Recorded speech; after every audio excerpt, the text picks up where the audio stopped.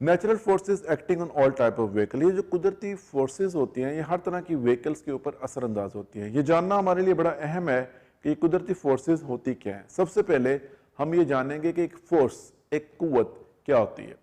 A force is a push और pull that can cause an object to.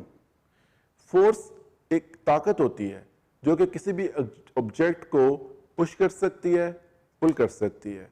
किसी भी object को आपको मूव करने के लिए, पुश करने के लिए या पुल करने के लिए फोर्स की ज़रूरत होती है। अगर आप कोई भी चीज़ एक कबर्ड के अंदर रख दें एक लॉन्ग पीरियड के लिए और उसके ऊपर कोई भी फोर्स असरअंदाज ना हो, तो वो ऑब्जेक्ट या वो बुक या जो कुछ भी आपने रखा हुआ है वो उसी हालत में रहेगी, अनलेस और अनटिल उसके ऊपर कोई एक फोर्स जो है वो असरअंदाज हो।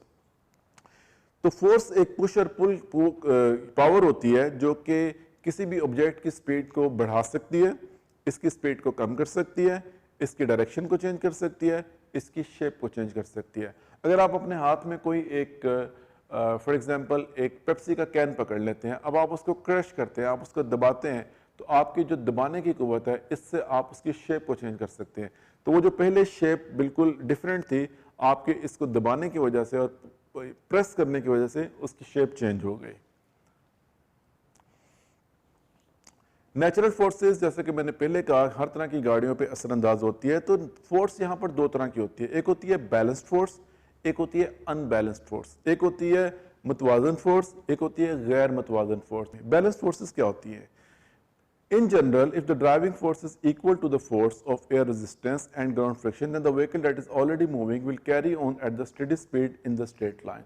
तो अगर आपकी ड्राइविंग फोर्स और आपकी एयर रेजिस्टेंस फोर्स इक्वल है, तो आपकी जो गाड़ी 80 की स्पीड पर जा रही है, उस गाड़ी की फोर्स और आपके सामने से आने वाली फोर्स जो उसके ऊपर असरअंदाज होती है, दोनों इक्वल हैं, तो आपकी गाड़ी उसी स्पीड पे चलती रहेगी। On the other hand, the vehicle that is not moving will stay stationary, क्योंकि इन दोनों सूरतों में अगर एक गाड़ी खड़ी है तो खड़ी गाड़ी की फोर्स और सामने से आने वाली फोर्स भी इक्वल है, तो वो गाड़ी अपनी स्टेशनरी पोजीशन में रहेगी। इसके बाद दूसरी फोर्स होती है अनबैलेंस फोर्स। अनबैलेंस फोर्स उस फोर्स को कहते हैं जहां पर driving force is greater than the force of the air resistance and ground friction. Then the vehicle that is stationary will start moving and the vehicle that is already moving will speed up. अगर आपकी गाड़ी की speed सामने से आने वाली air की speed से ज्यादा है, तो जो आपकी गाड़ी की स्पीड है वो स्पीड ज्यादा है और सामने से जो एयर की स्पीड आ रही है वो स्पीड कम है, तो आपकी गाड़ी की स्पीड इंक्रीज हो जाएगी और जो ऑलरेडी एक खड़ी गाड़ी है वो मूव होनी शुरू हो जाएगी। There are 3 basic ways that are used to control the motion of the vehicle. They are, आमतौर पर 3 डिफरेंट वे हैं जो कि गाड़ी की मूवमेंट को, उसके मोशन को कंट्रोल करते हैं। इनमें सबसे पहले एक्सीलरेटर, उसके बाद है ब्रेक, उसके बाद है steering. Each of these functions are affected by the various forces, जैसे कि gravity, driving force, friction force जो कि टायर और रोड के बीच में होती है, एयर रेजिस्टेंस जो कि अपोजिट साइड से इंपैक्ट करती है, and kinetic energy.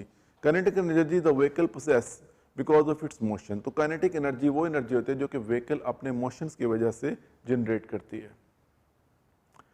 Potential energy the energy the vehicle possess because of its position. तो पोटेंशियल एनर्जी वो एनर्जी होती है जो कि गाड़ी अपनी पोजीशन की वजह से जनरेट करती है। फर्ज करें कि अगर आप हिल के ऊपर जा रहे हैं, तो हिल के ऊपर जाने के टाइम पे आपकी गाड़ी की जो स्पीड है वो हिल के इंक्लिनेशन की वजह से कम हो जाती है, तो अल्टीमेटली वहां पर आपकी गाड़ी की स्पीड कम हो जाएगी। अगर आप अपनी गाड़ी का लोअर गियर यूज करेंगे, स्पीड को इंक्रीज करेंगे, तो गाड़ी उस हिल के ऊपर जाएगी। इसी तरह जब आप हिल से नीचे आते हैं तो due to the condition, due to the force, आपकी गाड़ी की स्पीड ज्यादा हो जाएगी। वहां पर आपको लोअर गियर यूज करना चाहिए और ब्रेक का इस्तेमाल करना चाहिए।